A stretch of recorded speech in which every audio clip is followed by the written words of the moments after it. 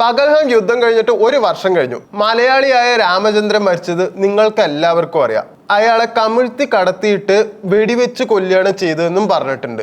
പക്ഷെ ആ വെടിവെച്ച് കൊന്നത് നന്നായി ഇത്ര എന്ന് ഒരുത്തൻ പോസ്റ്റ് ഇട്ടുണ്ടായിരുന്നു. ഞാൻ ആ പോസ്റ്റ് ഒന്ന് വായിക്കാം. ഈ പോസ്റ്റ് ഇട്ടിട്ട് ഒരു വർഷമായിട്ടാ. ഇങ്ങനെയാണോ എൻ്റെ സഹോദരങ്ങൾ ഈ കാഫിറിനെ കൊന്നുകളഞ്ഞത്? നന്നായി. ഇന്നല്ലെങ്കിൽ നാളെ കശ്മീർ ഞങ്ങൾ പിടിച്ചെടുക്കും. ഇന്ത്യയിൽ നിന്നും കശ്മീരിനെ വേർപ്പെടുത്തും. മറ്റു ലോകരാജ്യങ്ങൾ ഇന്ത്യയെ കാർക്കിച്ച് തുപ്പും. കശ്മീർ അപകടത്തിലാണെന്ന് ലോകം തിരിച്ചറിയും. എൻ്റെ സഹോദരങ്ങൾ ഇന്ത്യയിലേക്ക് കടന്നു കയറി ഇന്ത്യൻ മുസ്ലിമിനെ സംരക്ഷിച്ച് ബാക്കി മനുഷ്യരെ കൂട്ടം കൂട്ടമായി നശിപ്പിച്ചിരിക്കും. കാലങ്ങളോളമായി കാത്തിരിക്കുകയായിരുന്നു വിശുദ്ധ യുദ്ധത്തിനു വേണ്ടി. ഞങ്ങളെ ഇന്ത്യൻ ആർമി കൊന്നെന്നിരിക്കും. സ്ലീപ്പർ സെൽസിനെ നിങ്ങൾക്ക് കൊല്ലാൻ കഴിയും. ഞങ്ങളുടെ ആശയവും ലക്ഷ്യവും ഒരിക്കലും മരവിപ്പിക്കാനും ഇല്ലാതാക്കാനും സാധിക്കില്ല. നാരെ തക്ബീർ എന്ന് ഉച്ചത്തിൽ വിളിച്ചുകൊണ്ട് ഒരു ദിവസം നിന്റെ എല്ലാം അടുത്ത് ഞങ്ങൾ എത്തിയിരിക്കും. ഇതാണ് മുഹമ്മദ് ഷനൂഫ് എന്ന് പറഞ്ഞ ഒരുത്തൻ. അവന് 24 വയസ്സായിട്ടേ ഉള്ളൂ. ഒരു വർഷം മുമ്പ് പോസ്റ്റ് ചെയ്തത്. പക്ഷെ ഒരു വർഷം കഴിഞ്ഞിട്ട് അവൻ നാട്ടിലേക്ക് വന്നപ്പോൾ CRPF അവനെ അറസ്റ്റ് ചെയ്തു. എന്തുകൊണ്ടാണെന്നറിയോ? നീ രാജ്യദ്രോഹം കുറ്റം ചെയ്തു പറഞ്ഞിട്ട്. എന്തായാലും അറസ്റ്റ് ചെയ്തത് നന്നായി. ഇതുപോലെ തീവ്രവാദ ചിന്തയുള്ളവനെ എന്തായാലും വെറുതെ വെച്ചിട്ടിരിക്കേണ്ട ആവശ്യമൊന്നുമില്ല എന്നാണ് എൻ്റെ അഭിപ്രായം. അതുമാത്രമല്ല, ഇപ്പൊ എന്തായാലും ആൽഫ സിനിമ റിലീസായത് നിങ്ങൾ എല്ലാവരും അറിഞ്ഞിട്ടുണ്ടാവും. അതെന്തായാലും ഫ്ലോപ്പായി നെഗറ്റീവ് റിവ്യൂസ് ആണ് കൂടുതലും വരുന്നതെന്ന് അറിയാം. പക്ഷെ ആ സിനിമയെ സപ്പോർട്ട് ചെയ്യണവരുണ്ട്. ആരാ സപ്പോർട്ട് ചെയ്യണമെന്ന് അറിയാം? പാകിസ്ഥാൻകാരാണ് സപ്പോർട്ട് ചെയ്യണത്. അവർ ആൽഫ സിനിമയുടെ പോസ്റ്ററൊക്കെ ഇട്ടിട്ട് ഇത് ദുരന്തറിന്റെ എതിരെ ഞങ്ങളുടെ ഒരു മറുപടിയാണ് എന്തൊക്കെ പറഞ്ഞിട്ടാണ് ഇട്ടിരിക്കുന്നത്. ഇതിന്റെ കഥയൊന്നും ഞാൻ ചുരുക്കി പറയാം. ഒരു പാകിസ്ഥാൻകാരൻ ഇന്ത്യയിൽ വന്നിട്ട് ഇന്ത്യൻ മിലിറ്ററി കയറിയിട്ട് ഇന്ത്യൻ മിലിറ്ററി നശിപ്പിക്കാൻ ശ്രമിക്കണ ഒരു കഥയായിട്ടാണ് ഇത് തുടങ്ങുന്നത്. കഥ എഴുതിയ റൈറ്ററിന്റെ പേര് എനിക്കറിയില്ല. നിങ്ങളുടെ തന്നെ ഒന്ന് ചോദിക്കട്ടെ, എന്താ ഇന്ത്യൻ മിലിറ്ററി അത്ര മണ്ടന്മാരാണ്? ഞാൻ ഇതിനെപ്പറ്റി എന്തായാലും ഇനിയിപ്പോൾ കൂടുതൽ പറയുന്നില്ല. നമുക്ക് എന്തായാലും പ്രധാന വാർത്തകളിലേക്ക് കടക്കാം. കാരണം ഇതിങ്ങനെ പറഞ്ഞും കൊണ്ടേയിരിക്കും. എൻ്റെ കൂടെയുള്ളത് ശ്രീജിഷയാണ്. പത്രവാർത്താസിലേക്ക് എല്ലാവർക്കും സ്വാഗതം. അപ്പോൾ ഇന്ന് മലയാള മനോരമയിൽ ആദ്യം തന്നെ വന്നിരിക്കുന്നത് മോഹൻലാലിൻ്റെ ഒരു ആശംസ കാർഡാണ്. അതായത് ഇന്ന് +1 വിദ്യാർത്ഥികളുടെ ആദ്യത്തെ ദിവസം തുടങ്ങുകയാണ്. അപ്പോൾ അദ്ദേഹത്തിൻ്റെ ഒരു ആശംസയാണ് അവർക്ക് ഉള്ളത്. പ്രിയപ്പെട്ട കൂട്ടുകാരെ എന്ന് തുടങ്ങുന്ന ഒരു ആശംസയാണ്. അതായത് ഇനിയുള്ള 2 വർഷം ജീവിതത്തിലെ ഏറ്റവും നല്ല കാലഘട്ടമാണ്. മാത്രമല്ല ഇദ്ദേഹം ഇപ്പോൾ തൂഫാൻ്റെ ഭാഗമായിട്ട് പ്രവർത്തിക്കുന്ന ഒരു വ്യക്തി കൂടിയാണ്. അപ്പോൾ ആ ഒരു നിലയിൽ കുട്ടികൾക്ക് ഒരു നിർദ്ദേശം എന്നുള്ള രീതിയിൽ ഡ്രഗ്സ് ഉപയോഗിക്കരുത്, നിങ്ങളുടെ ജീവിതത്തിലെ 2 വർഷങ്ങൾ കൂടുതൽ ഫലപ്രദമായി ഉപയോഗിക്കുക എന്നൊക്കെ പറഞ്ഞിട്ടുള്ള ഒരു ആശംസയോട് കൂടിയിട്ടുള്ള ഒരു വാർത്തയാണ് മലയാള മനോരമയിലുള്ളത്. ചിത്രത്തോട് കൂടിയിട്ടൊക്കെയാണ് കൊടുത്തിരിക്കുന്നത്. മറ്റൊരു വാർത്ത, ഇന്നലെ നമ്മൾ എല്ലാവരും ഉറ്റുനോക്കിയിരുന്ന ഒരു കാര്യമായിരുന്നു 9ാം ക്ലാസ്സുകാരിയായിട്ടുള്ള 13കാരിയെ സഹപാഠികൾ ചേർന്ന് പീഡിപ്പിച്ചു എന്നുള്ള കാര്യം. പക്ഷെ ഇന്നലെ തന്നെ വാർത്തയിൽ പറഞ്ഞിരുന്നു ഡോക്ടേഴ്സിന്റെ പരിശോധനയിൽ കുട്ടീനെ പീഡിപ്പിച്ചതായിട്ട് വിവരങ്ങളില്ല എന്നുള്ളത്. പക്ഷെ അതിൽ ഞെട്ടിക്കുന്ന വേറൊരു കാര്യമാണ് ഇപ്പോൾ വാർത്തകളിൽ വന്നുകൊണ്ടിരിക്കുന്നത്. അതായത് ആ കുട്ടി കള്ളം പറഞ്ഞതാണെന്നും ആ 11 പേരടങ്ങുന്ന സംഘത്തിൽ ഉണ്ടായിരുന്ന ഒരു കുട്ടിയുമായിട്ട് ഈ പെൺകുട്ടി പ്രണയത്തിലായിരുന്നു എന്നും 2 ആഴ്ചയ്ക്ക് മുൻപേ അവർ ബ്രേക്കപ്പ് ആയതിനെ തുടർന്ന് ഈ കുട്ടിയോട് അവരുടെ സുഹൃത്തുക്കളോടുമുള്ള വൈരാഗ്യം കാരണം കള്ളം പറഞ്ഞ് ചൈൽഡ് ലൈനിലേക്ക് വിളിച്ച് തെറ്റിദ്ധരിക്കുന്ന രീതിയിലുള്ള പരാതി കൊടുക്കുമായിരുന്നു എന്നുള്ള കാര്യമാണ്. അപ്പോൾ ഈ സമൂഹം എത്രത്തോളം ആ ഒരു 9ാം ക്ലാസ്സുകാരിയുടെ മനസ്സിനെ ബാധിച്ചു എന്നുള്ളത് ഓർക്കണം. സിനിമകളിലൂടെയും അതുപോലെ തന്നെ സാമൂഹിക മാധ്യമങ്ങളിലൂടെയും ആയിരിക്കുമല്ലോ ഇത്തരത്തിലുള്ള ഒരു പ്രതികാര ബുദ്ധി ആ കുട്ടിയുടെ മനസ്സിൽ ഉണ്ടായിട്ടുള്ളത്. അത് മാത്രമല്ല കേവലം ഒരു ബ്രേക്കപ്പിന്റെ ഭാഗമായിട്ട് 9ാം ക്ലാസ്സിൽ പഠിക്കുന്ന കുട്ടിയാണ് ഇത് ചെയ്തത് എന്നുള്ളതും വളരെ പ്രധാനപ്പെട്ട ഒരു കാര്യമാണ്. ഒരു കാര്യം ആലോചിച്ചാൽ മതി, നിങ്ങൾ ഒരു ആണിന്റെ പേര് ആവശ്യമില്ലാണ്ട് എടുത്ത് പറയുമ്പോൾ ആ വ്യക്തിക്ക് ഉണ്ടാവുന്നതും ആ വ്യക്തിയുടെ അമ്മയുടെ ഒരു നിസ്സഹായാവസ്ഥ നിങ്ങളൊന്ന് ആലോചിച്ച് നോക്കണം. അത് സഹിക്കാൻ പറ്റില്ല അവർക്ക്. അത് കണ്ടു തന്നെ അറിയും വേണം. അത് മാത്രമല്ല പോലീസ് സ്റ്റേഷനിൽ നിന്ന് പുറത്തു വന്ന കുട്ടിക്ക് മർദ്ദനമേറ്റു. അതായത് പ്രതികളായി ആരോപിക്കപ്പെട്ട് പിടിക്കപ്പെട്ടിരുന്ന കുട്ടിയുടെ ശരീരത്തിൽ മുറിവുകളുണ്ട് എന്നുള്ള ഒരു ഇതും കൂടി ഉണ്ടായിരുന്നു. പിന്നെ അടുത്തൊരു ന്യൂസ് പേപ്പറിലുള്ളതല്ല. ഞാനൊരു അർജന്റീന ഫാനാണ്. പക്ഷെ ബ്രസീലിന്റെ കളി ഇന്നലെ എല്ലാവരും അറിഞ്ഞിട്ടുണ്ടാവും എന്നറിയാം. എന്തായാലും ബ്രസീൽ ഔട്ടായി. ഇനിയിപ്പോൾ എന്തായാലും സെമിയിലേക്ക് പ്രീ ക്വാർട്ടറിലേക്ക് ബ്രസീൽ ഇല്ല. കാരണം നോർവേ ആദ്യമായിട്ടാണ് കളിക്കണത്. ഇവര് എന്താ ഒരു കളിയായിരുന്നു എന്നറിയോ? അത് വല്ലാത്തൊരു ഇതായിരുന്നു. അടുത്തൊരു വാർത്ത KS പരീക്ഷയുമായിട്ട് ബന്ധപ്പെട്ട ഒരു വാർത്തയാണ്. നീറ്റ് കഴിഞ്ഞു, PSC കഴിഞ്ഞു, ഇപ്പൊ അടുത്തത് KS ബന്ധപ്പെട്ട അടുത്ത വാർത്തയാണ്. LDF സർക്കാർ അധികാരത്തിലെത്തിയതിനു പിന്നാലെ PSC വഴി നടത്തിയ കേരള അഡ്മിനിസ്ട്രേറ്റീവ് സർവീസ് പരീക്ഷയും സംശയ നിഴലിൽ. ചോദ്യം തയ്യാറാക്കിയതിലും ഉത്തരക്കടലാസ് മൂല്യനിർണ്ണയം ചെയ്തതിലും അഭിമുഖം നടത്തിയതിലും അടക്കം രാഷ്ട്രീയ ഇടപെടലുണ്ടെന്ന സംശയമാണ് ബലപ്പെടുന്നത്. മുഖ്യമന്ത്രിക്കും ഇതേക്കുറിച്ച് പരാതി ലഭിച്ചു. 4.5 ലക്ഷം പേർ പങ്കെടുത്ത പ്രാഥമിക പരീക്ഷ OMR രീതിയിലാണ് നടത്തിയത്. ഇതിൽ 12,000 ഉത്തരക്കടലാസുകൾ OMR മെഷീൻ സ്വീകരിക്കില്ലെന്ന കാരണം ചൂണ്ടിക്കാട്ടി 21 PSC ഉദ്യോഗസ്ഥരെ കൊണ്ടാണ് മൂല്യനിർണ്ണയം നടത്തിയത്. ഇതിനെതിരെ PSCക്ക് ഒട്ടേറെ പരാതികൾ ലഭിച്ചെങ്കിലും തുടർ നടപടി ഉണ്ടായില്ല. അതായത് ഇവിടെ പറയുന്നത് PSC ഉദ്യോഗസ്ഥരാണ് ഇത് നടത്തിയത്. അതിലും അതായത് മെഷീൻ വർക്ക് ആവാത്തതിന്റെ പേരിൽ PSC ഉദ്യോഗസ്ഥരാണ് മൂല്യനിർണ്ണയം നടത്തിയത്. പക്ഷെ അതിലും പക്ഷാപാതവും അതേപോലെ തന്നെ രാഷ്ട്രീയ ഇടപെടലുകളും ഉണ്ടായിരുന്നു എന്നാണ് KS പരീക്ഷ വിദ്യാർത്ഥികൾ പറഞ്ഞിട്ടുള്ളത്. അപ്പോൾ ആകെ മൊത്തം ചുരുക്കി പറഞ്ഞാൽ ഇപ്പോൾ ഏകദേശം എല്ലാ ഉദ്യോഗസ്ഥ പദവിയിലേക്കുമുള്ള പരീക്ഷകളിലും തട്ടിപ്പ് നടക്കുന്നു എന്നുള്ളതാണ്. അത് മാത്രമല്ല യോഗ്യത അറിവുള്ളവർ ഇവിടെ തഴയപ്പെടുന്നു എന്നുള്ളതും മറ്റൊരു കാര്യമാണ്. കഷ്ടപ്പെട്ട് പഠിക്കണവരൊക്കെ മണ്ടന്മാര്. നിങ്ങളുടെ പണം ഉണ്ടോ? ഒരു പണം ഉള്ളവന് ഇവിടെ ജോലിക്ക് ഒരു ബുദ്ധിമുട്ടും ഇല്ല. പണമുള്ളവന് ജോലിക്ക് പോകേണ്ട ആവശ്യമില്ല. അത് വേറൊരു ഫാക്ടർ. മറ്റൊരു വാർത്ത അയോധ്യ രാമക്ഷേത്രവുമായി ബന്ധപ്പെട്ടിട്ടാണ്. വിവാദങ്ങൾ ഉയർന്നതിനു ശേഷമുള്ള ശ്രീരാമ ജന്മഭൂമി തീർത്ഥക്ഷേത്ര ട്രസ്റ്റിന്റെ ആദ്യ യോഗം ഇന്ന് അയോധ്യയിൽ നടക്കും. General secretary Champat Rai, trust അംഗം അനിൽ മിശ്ര എന്നിവരുടെ രാജിക്കത്തിൽ ഇന്നു തീരുമാനമെടുക്കും. ഭരണനിർവഹണം കാര്യക്ഷമമാക്കുന്നതും വരവ് ചെലവ് കണക്ക് അംഗീകരിക്കലും അജണ്ടയിൽ ഉൾപ്പെടുത്തും. അതായത് കൊള്ള നടന്നിട്ടുണ്ട് എന്നുള്ള സാഹചര്യത്തിൽ അദ്ദേഹത്തിന്റെ രാജി സ്വീകരിച്ചിട്ടില്ല. അതും ഇന്ന് നടക്കുന്ന യോഗത്തിലായിരിക്കും തീരുമാനിക്കുക എന്നുള്ളതാണ്.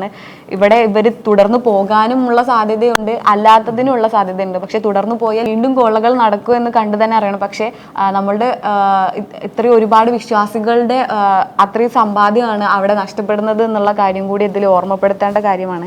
മറ്റൊരു വാർത്ത സ്പീക്കറുടെ റൂളിംഗ് ഊരാളുങ്കലിന് വെട്ട് എന്നുള്ള വാർത്തയാണ്. നിയമസഭയ്ക്കുള്ളിൽ നടത്തിയ പ്രവർത്തനങ്ങളിൽ ഗുരുതര വീഴ്ച കണ്ടെത്തിയതിനെ തുടർന്ന് LDF സർക്കാരിന്റെ കാലത്ത് ഊരാളുങ്കൽ ലേബർ കോൺട്രാക്ട് കോഓപ്പറേറ്റീവ് സൊസൈറ്റിക്ക് തുക അനുവദിച്ചിറക്കിയ ഉത്തരവുകളടക്കം സ്പീക്കർ തിരുവഞ്ചൂർ രാധാകൃഷ്ണൻ റദ്ദാക്കി. സഭയിലെ ഡൈനിങ് ഹാൾ നവീകരിക്കാൻ അനുവദിച്ച 7.5 കോടി രൂപയുടെ കരാറും ഇക്കൂട്ടത്തിലുണ്ട്. അതായത് നിയമസഭാ നവീകരണവുമായിട്ട് ബന്ധപ്പെട്ട് ഒരുപാട് ബില്ലുകൾ പാസ്സായിരുന്നു, അതായത് അതിന്റെ നവീകരണവുമായിട്ട് ബന്ധപ്പെട്ട്. പക്ഷെ അതെല്ലാം റദ്ദാക്കി എന്നുള്ള ഒരു വാർത്തയാണ്. അതിന് നവീകരണവുമായി ബന്ധപ്പെട്ട് നൽകിയിരുന്ന ഒരുപാട് കാര്യങ്ങൾ, അതായത് LDF സർക്കാരിന്റെ കാലത്ത് നൽകിയിരുന്ന നവീകരണ പ്രവർത്തനങ്ങൾക്കുള്ള ഇതാണ് ഇവിടെ റദ്ദാക്കിയിരിക്കുന്നത്. പിന്നെ അടുത്തൊരു ന്യൂസ് അല്ല, ഒരു ചെറിയ പരസ്യം പോലെയാണ്. ഓണൊക്കെ ആയില്ല, അപ്പോൾ ഇപ്പോൾ പേപ്പറിൽ എല്ലാവിടെയും നന്ദിയിലത്തിൻ്റെയും വീനസിൻ്റെ ഒക്കെ നല്ല പരസ്യങ്ങളെ കാണുന്നത്. അപ്പോൾ ഇപ്പോൾ iPhone 17 ഒക്കെ എടുക്കണവന് 1,30,000 ഒക്കെ കൊടുത്തിട്ടാണ് ചിലവർ എടുത്തിട്ടുണ്ടായിരുന്നത്. പക്ഷെ ഫ്ലിപ്കാർട്ടിന്റെ ബിഗ് ബില്യൺ ഓഫറും ബാക്കിയുള്ള ഓണ ഓഫറൊക്കെ ആയിട്ട് ഇപ്പോൾ അത് 80,000-നും 70,000-നും കിട്ടുന്നുണ്ട്. അപ്പോൾ ഇന്നലെ അതിന്റെ കുറെ ട്രോളുകളും റീലുകളൊക്കെ ഞാൻ കണ്ടിട്ടുണ്ടായിരുന്നു. കാരണം 1,30,000 രൂപ കൊടുത്തവർക്കൊക്കെ 2 മാസം കഴിഞ്ഞതും ഈ 70,000 രൂപയ്ക്ക് കിട്ടുക എന്ന് പറഞ്ഞാൽ അതും പകുതി വിലക്ക് അത് എല്ലാവർക്കും കോളടിച്ചു. മുന്നേ വാങ്ങിയവരൊക്കെ പെടുകയും ചെയ്തു. മറ്റൊരു വാർത്ത തൊഴിലുറപ്പ് പദ്ധതിയുടെ സമാന രീതിയിലുള്ള മറ്റൊരു പദ്ധതി കേന്ദ്ര സർക്കാർ കൊണ്ടുവന്നിട്ടുണ്ടായിരുന്നു. വിബ്ജി റാംജി എന്നുള്ളതായിരുന്നു അതിന്റെ പേര്. അപ്പോൾ ഇതുമായി ബന്ധപ്പെട്ട ഒരു വാർത്തയാണ്. ജൂലൈ 1 പ്രാബല്യത്തിൽ വന്ന വിബ്ജി റാംജി തൊഴിലുറപ്പ് പദ്ധതിയുടെ ആദ്യ കേന്ദ്ര ഗഡുവായി കേരളത്തിന് 925.33 കോടി രൂപ അനുവദിച്ചു. ജൂലൈ-സെപ്റ്റംബർ കാലത്തെ വിനിയോഗത്തിനാണിത്. അതായത് പുതിയ പദ്ധതിക്ക് വേണ്ടിയിട്ടുള്ള തുക ഇപ്പൊ തന്നെ അനുവദിച്ചിരിക്കുകയാണ്. ഇത്രയും കോടി രൂപയാണ് കേരളത്തിന് മാത്രമായിട്ട് നൽകിയിരിക്കുന്നത്. നല്ലൊരു സംരംഭമാവട്ടെ, എല്ലാവർക്കും ഉപയോഗപ്പെടുന്ന രീതിയിൽ ഉപയോഗിക്കാൻ പറ്റട്ടെ. മറ്റൊരു വാർത്ത TV ചാനലുകൾക്ക് വേണ്ടിയിട്ടുള്ള ഒരു വാർത്തയാണ്. പുതിയ ടെലിവിഷൻ റേറ്റിംഗ് നയമനുസരിച്ചുള്ള രജിസ്ട്രേഷൻ പൂർത്തിയാക്കുന്നത് വരെ എല്ലാത്തരം ചാനൽ റേറ്റിംഗുകളും പ്രസിദ്ധീകരിക്കുന്നത് നിർത്തിവെക്കാൻ കേന്ദ്ര വാർത്താ വിതരണ മന്ത്രാലയം ഉത്തരവിട്ടിരിക്കുകയാണ്.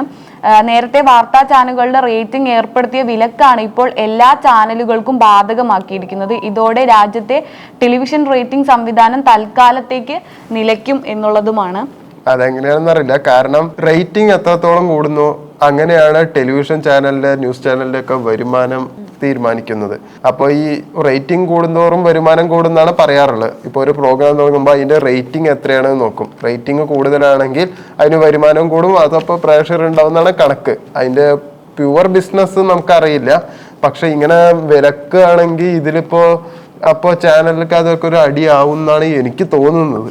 പിന്നെ അടുത്ത ബിസിനസ് ന്യൂസ് ആണ്. ബാങ്കുകളെ വലച്ച് നിക്ഷേപക്ഷാമം. ഓഹരി മ്യൂച്വൽ ഫണ്ടുകൾ ഇൻഷുറൻസ് നിക്ഷേപകരുടെ ചുവട് മാറ്റാം. കാരണം ഇപ്പൊ ബാങ്കിൽ നമ്മൾ ഇടുമ്പോൾ അതൊരു FD അവിടെ കുറെ കിടക്കുന്നല്ലാണ്ട് വേറൊരു ഗുണം ഉണ്ടാവില്ല. നമുക്ക് അതിൽ പലിശ വർഷം ഒരു 7% കിട്ടുന്നേ ഉള്ളൂ. പക്ഷെ അതൊക്കെ മാറ്റിയിട്ട് ഇപ്പൊ ആൾക്കാർ SIP ചേരണു, വേറെ ഷെയർ മാർക്കറ്റിൽ ഇടുന്നു, ഗോൾഡ് ഇൻവെസ്റ്റ്മെന്റ് ഇടുന്നു, ഡിജിറ്റൽ ഗോൾഡ് വാങ്ങുന്നു, ഹെൽത്ത് ഇൻഷുറൻസ് എടുക്കുന്നു. ഇങ്ങനെയുള്ള കാര്യങ്ങൾക്ക് ആൾക്കാർ പോകുമ്പോൾ ആൾക്കാർ FD ഇടുന്ന കമ്മിയുണ്ട്. കാരണം അതിനെക്കാട്ടിലൊക്കെ കൂടുതൽ പൈസ ഇതിൽ കിട്ടുന്നു എന്നൊരു കാരണം കൊണ്ടാണ്. അപ്പൊ അതിലെന്തായാലും നിക്ഷേപം ഇപ്പൊ കൂടുന്നുണ്ട്. ഇൻവെസ്റ്റ്മെന്റ് ഏറ്റവും നല്ലൊരു കാര്യമാണ്. പക്ഷെ എമർജൻസി ഫണ്ടിന് ഒരിക്കലും ഈ ഇൻവെസ്റ്റ്മെന്റ് നിങ്ങൾക്ക് ഗുണം ചെയ്യില്ല. എമർജൻസി ഫണ്ടായിട്ട് നിങ്ങൾ എന്തായാലും ബാങ്കിൽ ഇട്ടേ പറ്റുള്ളൂ. അപ്പൊ അതിൽ പറഞ്ഞിരിക്കണം എന്താ വെച്ചാൽ, ഉയർന്ന വരുമാനം ലക്ഷ്യമിട്ട് ചെറുകിട ഉപഭോക്താക്കൾ ഓഹരി, സ്വർണം അടക്കമുള്ള വിപണികളിലേക്ക് പണമൊഴുക്കിയതോടെ രാജ്യത്തെ ബാങ്കുകളുടെ നിക്ഷേപ സമാഹരണം കിതയ്ക്കുന്നു. 9 പൊതുമേഖലാ ബാങ്കുകളുടെ പ്രൊഫഷണൽ കണക്കുകൾ പ്രകാരം ഏപ്രിൽ-ജൂൺ മാസങ്ങളിൽ നിക്ഷേപ സമാഹരണത്തിലെ വളർച്ചാ നിരക്ക് കുത്തനെ താഴ്ന്നു. രാജ്യത്തെ ഏറ്റവും വലിയ ബാങ്കുകളിലൊന്നായ PNBയുടെ നിക്ഷേപങ്ങളിൽ ഇക്കാലയളവ് 8.5% വർധന മാത്രമാണ് ഉണ്ടായത്. ബാങ്ക് നമുക്കൊരു സേഫ് പ്ലേസ് ആണ്. പക്ഷെ എന്തെങ്കിലും പ്രശ്നം വരുമ്പോൾ പെട്ടെന്ന് ഫ്രീസ് ആക്കാനും ബാങ്കിന് പറ്റും. പക്ഷെ ബാക്കിയുള്ള നിക്ഷേപങ്ങൾക്ക് അത് പറ്റില്ല. നിക്ഷേപം നല്ലതാണ്, പക്ഷെ നേരത്തെ പറഞ്ഞ പോലെ നമുക്ക് എന്തായാലും എമർജൻസി ഫണ്ട് വേണം. അങ്ങനെ ബാങ്കിൽ ഇപ്പൊ നിക്ഷേപം കമ്മിയാണെങ്കിൽ കൂടുതലും ബാങ്ക് ഇനിയിപ്പോ കൂടുതൽ പലിശ കൊടുക്കാനും സാധ്യത ഉണ്ടാവാതിരിക്കില്ല എന്നാണ് എനിക്ക് തോന്നുന്നത്. മറ്റൊരു വാർത്ത അമ്മ സംഘടനയുമായി ബന്ധപ്പെട്ടതാണ്. മലയാള സിനിമയുടെ അമ്മ എന്ന സംഘടന ഇപ്പോൾ ഏറെ വിവാദങ്ങളിലൂടെ കടന്നു പോയിക്കൊണ്ടിരിക്കുന്ന ഒരു സാഹചര്യമാണ്. പ്രസ് മീറ്റും അതുപോലെ തന്നെയുള്ള ആരോപണങ്ങളൊക്കെ ആയിട്ട് വാർത്തകൾ നിറഞ്ഞു നിൽക്കുന്ന ഒരു സമയമാണിത്. അപ്പൊ അതുമായി ബന്ധപ്പെട്ട അടുത്തൊരു വാർത്ത കൂടിയാണ് വന്നിരിക്കുന്നത്. താര സംഘടനയായ അമ്മയിലെ പുതിയ പോര് സിനിമയിലെ പവർ ഗ്രൂപ്പിനെ ചൊല്ലി. തന്റെ പോരാട്ടം പവർ ഗ്രൂപ്പിനെതിരെയാണെന്ന് അമ്മ പ്രസിഡന്റ് ശ്വേതാ മേനോൻ പറഞ്ഞു. പവർ ഗ്രൂപ്പിന്റെ ഭാഗത്താണ് ശ്വേതയുമെന്ന് ഡബ്ബിംഗ് ആർട്ടിസ്റ്റ് ഭാഗ്യലക്ഷ്മി തിരിച്ചടിച്ചു. സ്ത്രീകൾക്ക് പവർ ഗ്രൂപ്പിനെ ഒറ്റയ്ക്ക് നേരിടാൻ കഴിയില്ലെന്ന് ശ്വേതാ മേനോൻ ഫേസ്ബുക്കിൽ പറഞ്ഞു. അതായത് ഹേമ കമ്മിറ്റി റിപ്പോർട്ട് വന്ന സമയത്ത് അതിൽ പരാമർശിച്ചിരുന്ന പേരാണ് പവർ ഗ്രൂപ്പ് എന്നുള്ളത്. അതിൽ പ്രധാനപ്പെട്ട ചില വ്യക്തികൾ അടങ്ങുന്ന ഒരു ഗ്രൂപ്പിനെയാണ് അതിൽ പവർ ഗ്രൂപ്പ് എന്ന് പറഞ്ഞിട്ടുണ്ടായത്. അപ്പോൾ ശ്വേതാ മേനോൻ പറയുന്നത് പവർ ഗ്രൂപ്പിനെതിരെയാണ് തന്റെ പ്രവർത്തനങ്ങൾ ആരംഭിച്ചതെന്നും അതിനു വേണ്ടിയിട്ടാണ് താൻ നിലനിൽക്കുന്നത് എന്നാണ് ശ്വേതാ മേനോൻ പറയുന്നത്. അതുമാത്രമല്ല, പവർ ഗ്രൂപ്പിനെതിരെ നിൽക്കാൻ ഒരു സ്ത്രീക്ക് ഒറ്റയ്ക്ക് കഴിയില്ലെന്നും അവർ പറഞ്ഞു വരുന്നത് തനിക്കെതിരെയാണ് ബാക്കിയുള്ള എല്ലാവരും നിൽക്കുന്നത് എന്നുള്ള രീതിയിലാണ് അവരുടെ ഈ പോസ്റ്റ് വന്നിരിക്കുന്നത്. അതൊക്കെ ശരിയാണ്. പവർ ഗ്രൂപ്പിന് എന്തായാലും അവർക്കെതിരെ നിർത്താനൊന്നും പറ്റില്ല. അതിലെന്തായാലും ലക്ഷ്മി പ്രിയയും ഹൻസിബ ആണല്ലോ ഇപ്പൊ ഭയങ്കരമായിട്ട് ഇരിക്കുന്നത്. അപ്പോൾ ഹൻസിബ ടിനി ടോമിനെതിരെ ഒരു പരാതി നൽകിയിരുന്നു. താൻ ഹിജാബിയാണെന്ന രീതിയിൽ അദ്ദേഹം തന്നെ കളിയാക്കി അല്ലെങ്കിൽ അദ്ദേഹം വിളിച്ചു എന്നുള്ള രീതിയിലായിരുന്നു പരാതി നൽകിയിരുന്നത്. അപ്പൊ അതുമായി ബന്ധപ്പെട്ട് നടി ഹൻസിബയുടെ പരാതിയിൽ നടി ലക്ഷ്മിപ്രിയ, ഹിൽ പാലസ് SI രമേശ് എന്നിവർക്കെതിരെ കേസെടുക്കാൻ തൃപ്പൂണിത്തറ മജിസ്ട്രേറ്റ് കോടതി നിർദ്ദേശിച്ചു. വ്യാജ പരാതിയിൽ ലക്ഷ്മിപ്രിയ മാനസികമായി പീഡിപ്പിച്ചെന്നും സ്റ്റേഷനിൽ SI മോശമായി പെരുമാറിയെന്നുമാണ് ഹൻസിബയുടെ പരാതി. അതായത് ഏകദേശം 1 മണിക്കൂറിൻ്റെ അടുത്ത് സ്റ്റേഷനിൽ നിന്നെങ്കിലും പരാതി എടുക്കാൻ SI തയ്യാറായില്ല എന്നുള്ള രീതിയിൽ പത്രസമ്മേളനത്തിൽ ഹൻസിബ പറയുകയുണ്ടായിരുന്നു. അതിന് ചൊല്ലി കോടതി പിന്നീട് ഉത്തരവ് ഇറക്കിയതിന് ശേഷമാണ്, അതായത് ഹൻസിബ നൽകിയ പരാതിക്ക് യാതൊരു തരത്തിലുമുള്ള തെളിവുകളില്ല എന്ന് പറഞ്ഞിട്ട് പോലീസ് കേസ് എടുത്തിട്ടുണ്ടായിരുന്നില്ല. പക്ഷെ ഹൻസിബ നേരിട്ട് കോടതിയെ സമീപിക്കുകയും കോടതിയാണ് പിന്നീട് പോലീസിനോട് ഉത്തരവ് ഇറക്കിയത് ആ കേസ് അന്വേഷിക്കാൻ വേണ്ടിയിട്ട്. അപ്പോൾ അതിൽ ഉൾപ്പെട്ടിട്ടുള്ള ലക്ഷ്മിപ്രിയ, അതുപോലെ തന്നെയുള്ള അത് മാത്രമല്ല ലക്ഷ്മിപ്രിയയും കേസിനെ ചൊല്ലി ഹൻസിബയുമായിട്ട് തർക്കങ്ങൾ നിലനിൽക്കുന്ന ഒരു സാഹചര്യമാണ്. ആ സമയത്താണ് ഇവർക്കെതിരെയൊക്കെ ഹൻസിബയുടെ വിഷയവുമായിട്ട് കേസ് വന്നിരിക്കുന്നത്. ലക്ഷ്മിപ്രിയ കുറെ ഉണ്ടാക്കി പറഞ്ഞ പോലെയൊക്കെ തോന്നിയിട്ടുണ്ട്. പുലർച്ചെ 4 മണിക്ക് ഞാൻ ഹൻസിബയുടെ റൂമിൽ പോയപ്പോൾ അവൾ ആരെയോ ഒരാളെ കണ്ടു എന്നൊക്കെയാണ് പറയുന്നത്. പുലർച്ചെ 4 മണിക്ക് എന്തിനു ലക്ഷ്മിപ്രിയ ഹൻസിബയുടെ റൂമിലേക്ക് പോവേണ്ട ആവശ്യം? അതൊരു ഉറങ്ങേണ്ട ടൈം ആണല്ലോ. അപ്പൊ എന്തെങ്കിലും ഒരു പ്രോഗ്രാമോ പരിപാടിയോ കഴിഞ്ഞിട്ടായിരിക്കുമല്ലോ ലക്ഷ്മിപ്രിയയും വന്നിട്ടുണ്ടാവുക. അതുപോലെ ഞാൻ ഹൻസിബയ്ക്ക് വെള്ളം ഒഴിച്ചു കൊടുത്തു. അപ്പോ ലക്ഷ്മിപ്രിയയും വെള്ളടിക്കാരിയാണ് എന്നുള്ള ഇത് നമുക്ക് മനസ്സിലാക്കാം. മൊത്തത്തിൽ ഒരു കഴമ്പും ഇല്ല. പിന്നെ അടുത്തൊരു ബിസിനസ് ന്യൂസ് ആണ്. കുരുമുളക് വിറ്റവർക്ക് കൈപൊള്ളി, സ്വർണം കയറി തുടങ്ങി. കാരണം കറുത്ത പൊന്ന് എന്ന് അറിയണതാണ് കുരുമുളകുകളിന് ആക്ച്വലി ഇപ്പൊ വില കമ്മിയായെന്ന് പറയുന്നത്. എനിക്ക് തോന്നുന്നു ചരിത്രത്തിലാണ് ഇപ്പൊ ആദ്യമായിട്ടൊക്കെ ആയിരിക്കും കുരുമുളകിന് ഇത്ര വില കമ്മിയാവുന്നതെന്ന് തോന്നുന്നു. പിന്നെ സ്വർണത്തിന് അത്യാവശ്യം ഇപ്പൊ കയറി തുടങ്ങിയിട്ടുണ്ട്. സ്വർണം 1,50,000 ആയത് പറഞ്ഞു, അതിന്റെ താഴെ 1,03,000 ആയത് നമ്മൾ അറിഞ്ഞിട്ടുണ്ടായിരുന്നു. പക്ഷെ ഇന്നലെ മാത്രം സ്വർണത്തിന് 1,07,600 രൂപ വരെ ഉയർന്നു പോയിട്ടുണ്ട്. അതെന്തായാലും കുറച്ച് നല്ല സൂചനയാണ്. മറ്റൊരു വാർത്ത, SHOയെ ഇരുമ്പ് കസാര കൊണ്ട് തലക്കടിച്ച് യൂട്യൂബർ അറസ്റ്റിൽ എന്നുള്ള ഒരു വാർത്തയാണ്. ആര്യാടൻ SHOയെ ഇരുമ്പ് കസേര കൊണ്ട് തലക്കടിച്ച് പരിക്കേൽപ്പിക്കുകയും പോലീസ് ജീപ്പ് അടിച്ചു തകർക്കുകയും ചെയ്ത സംഭവത്തിൽ യൂട്യൂബർ അറസ്റ്റിൽ. ഉലമയ്ക്കൽ സ്വദേശി യദുകൃഷ്ണനാണ് പിടിയിലായത്. തലയ്ക്ക് ആഴത്തിൽ മുറിവേറ്റ SHO ദേവരാജൻ കാട്ടാക്കടയിലെ സ്വകാര്യ ആശുപത്രിയിൽ ചികിത്സയിലാണ്. അദ്ദേഹത്തിന് തലയിൽ 6 തുന്നലിടേണ്ടി വന്നു. യദു എന്ന പേരിൽ യൂട്യൂബ് ചാനൽ നടത്തുന്നയാളാണ് യദുകൃഷ്ണൻ. പോലീസ് സ്റ്റേഷൻ അതിക്രമിക്കുമെന്ന് കഴിഞ്ഞ ദിവസം ഇയാൾ സാമൂഹിക മാധ്യമങ്ങളിൽ പോസ്റ്റ് ഇടുകയും ചെയ്തിരുന്നു. ശനിയാഴ്ച രാത്രി 11 മണിയോടെയാണ് സംഭവം. പോലീസ് സ്റ്റേഷനിൽ അതിക്രമിച്ചു കയറി യദുകൃഷ്ണൻ സ്റ്റേഷന്റെ മുന്നിൽ കിടന്ന പോലീസ് ജീപ്പിന്റെ ഗ്ലാസുകൾ അടിച്ചു പൊട്ടിച്ചു. ഇത് ചോദ്യം ചെയ്ത പോലീസുകാരനെ അസഭ്യം പറഞ്ഞ ഇയാൾ സ്റ്റേഷനകത്ത് കയറി കയ്യിലുണ്ടായിരുന്ന മദ്യക്കുപ്പി മേശയിൽ അടിച്ചു പൊട്ടിച്ചു. തുടർന്ന് സമീപത്തെ ആര്യനാട് പ്രാഥമികാരോഗ്യ കേന്ദ്രത്തിലേക്ക് ഓടിക്കയറി. അതായത് കഴിഞ്ഞ ദിവസമാണ് മറ്റൊരു യൂട്യൂബർ ആയിട്ടുള്ള ഹെലനോസ് പാട്ടയുടെ മദ്യപിച്ച് വണ്ടി ഓടിച്ചു എന്നുള്ള ഒരു വാർത്ത വന്നിട്ടുണ്ടായിരുന്നത്. അതേ ഏകദേശം സമാനമായിട്ടുള്ള രീതിയിലാണ് മറ്റൊരു വാർത്ത വന്നിരിക്കുന്നത്. ഇദ്ദേഹത്തിന് യൂട്യൂബിലും അതേപോലെ തന്നെ ഇൻസ്റ്റാഗ്രാമിലൊക്കെ ആയിട്ട് ഒരുപാട് ഫോളോവേഴ്സ് ഒക്കെ ഉണ്ട്. അപ്പോൾ ആ ഒരു പേഴ്സൺ ആണ് യാതൊരു വിധത്തിലുള്ള കാരണങ്ങളും ഇല്ലാതെ പോലീസ് സ്റ്റേഷനിലേക്ക് പോവുകയും അവിടെ ഉണ്ടായിരുന്നിട്ടുള്ള വാഹനം അടിച്ച് തകർക്കുകയും ചെയ്തത്. അത് മാത്രമല്ല, അത് ചോദിക്കാനെത്തിയ SHOയെ ഇരുമ്പ് കസേര കൊണ്ട് തലക്കടിക്കുകയും ചെയ്തിട്ടുള്ളത്. അദ്ദേഹം ഏകദേശം ഇപ്പോഴും ഹോസ്പിറ്റലിലാണ്. അപ്പോൾ ആലോചിക്കുക ഏതൊരു രീതിയിലായിരിക്കും. ഒരുപക്ഷെ ഫേമസ് ആണ് എന്നുള്ള അഹങ്കാരമായിരിക്കാം മേ ബി ഇത്തരത്തിലുള്ള പ്രവർത്തികൾ ചെയ്യാൻ വേണ്ടിയിട്ട് ഇവരെയൊക്കെ പ്രേരിപ്പിക്കുന്നത്. ഫേമസ് ആയിട്ട് കാര്യമുണ്ടോ? ബുദ്ധിയില്ലല്ലോ. മറ്റൊരു വാർത്തയാണ്, പരസ്യങ്ങൾ മെറ്റ നീക്കിയേ തീരൂ സർക്കാർ. കുട്ടികളെ ലൈംഗികമായി ചൂഷണം ചെയ്യുകയും ഉപദ്രവിക്കുകയും ചെയ്യുന്ന ഉള്ളടക്കങ്ങൾ ഇൻസ്റ്റഗ്രാമിൽ നിന്ന് ഉടൻ നീക്കണമെന്ന് കർശനമായി ആവശ്യപ്പെട്ട് സാമൂഹിക മാധ്യമ കമ്പനിയായ മെറ്റയ്ക്ക് കേന്ദ്ര സർക്കാർ നോട്ടീസ് അയച്ചു. ഇത്തരം ഉള്ളടക്കം പ്രോത്സാഹിപ്പിക്കുകയും ലഭ്യമാക്കുകയും ചെയ്യുന്ന പരസ്യങ്ങളെല്ലാം ഒഴിവാക്കണമെന്നാവശ്യപ്പെട്ട് IT മന്ത്രാലയം ശനിയാഴ്ച വൈകിട്ടാണ് നോട്ടീസ് അയച്ചത്. കുട്ടികൾക്കെതിരെയുള്ള അതിക്രമങ്ങൾ നടന്നുകൊണ്ടിരിക്കുന്ന ഒരു സാഹചര്യത്തിലാണ് കേന്ദ്ര സർക്കാർ ഇങ്ങനെ ഒരു നടപടി എടുത്തിരിക്കുന്നത്. ഇത്തരത്തിലുള്ള നിയമങ്ങൾ ഓൾറെഡി നിലനിൽക്കുന്നതാണ്. അതായത് കുട്ടികളെ ചൂഷണം ചെയ്യുന്ന രീതിയിലുള്ള കണ്ടന്റുകൾ പറയരുത് എന്നുള്ളത്. പക്ഷെ ആ ഉള്ള ഒരു നിയമം കൂടുതൽ ശക്തമാക്കിയിരിക്കുകയാണ് ഇപ്പോൾ കേന്ദ്ര സർക്കാർ. മറ്റൊരു വാർത്ത ഗാർഹിക വൈദ്യുതിയുമായിട്ട് ബന്ധപ്പെട്ടൊരു വാർത്തയാണ്. അതായത് 2027 വൈദ്യുതിക്ക് വില അല്പം കൂടിയേക്കുമെന്നാണ് പറയുന്നത്.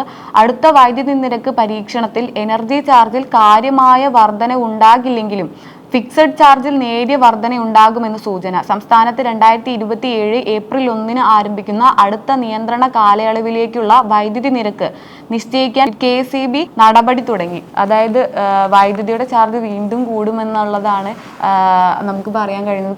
കുറച്ച് ദിവസങ്ങൾക്ക് മുന്നെയാണ് വൈദ്യുതി വേറൊരു സ്ഥലത്ത് നിന്ന് അധിക ചാർജ് നൽകി വാങ്ങി എന്നുള്ള വാർത്ത ഉണ്ടായിരുന്നത്. അതിന് പിന്നാലെയാണ് 2027 ഇതിന്റെ ചാർജിൽ വീണ്ടും വർധനവ് ഉണ്ടാകുമെന്നുള്ള ഒരു വാർത്ത വരുന്നത്.